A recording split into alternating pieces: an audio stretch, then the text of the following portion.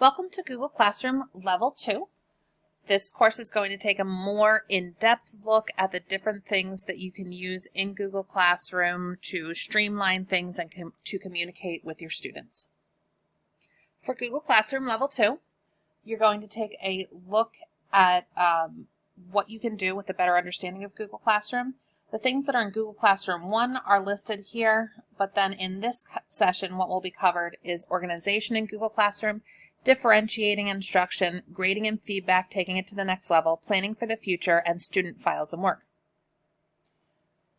In the organization of the classroom, making sure that you are following the new required elementary formats and standards. So if you need to look at that, please go back to that course to see how your classroom needs to be set up.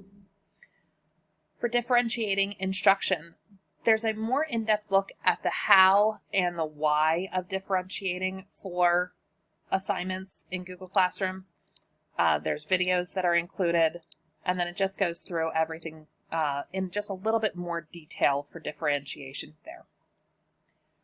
For grading and feedback, taking it to the next level, grading in the framed comment banks. So there's some videos and GIFs in the first slide deck, and then taking it a little bit farther with grading and feedback. There are quite a number of slides here for you to look through to really look at different things that you can do with grading and feedback in Google Classroom. Planning for the future, creating a master class so that you always have that one class where you're basing everything in. That's where you would build all of your assignments and then share out of that into your other Google Classrooms so that you would have this master class to use year after year and then your current classroom to use with your students. Reusing posts and assignments to save you so much time, especially if you have multiple Google Classrooms, and then integrating it with Google Sites.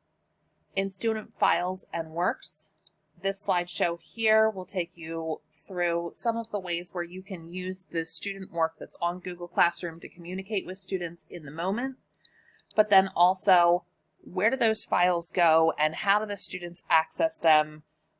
Looking at things like what can you do if a student loses their work? How do you help them recover that lost work and where did that go? So everything is there for you. And then there's a session reflection.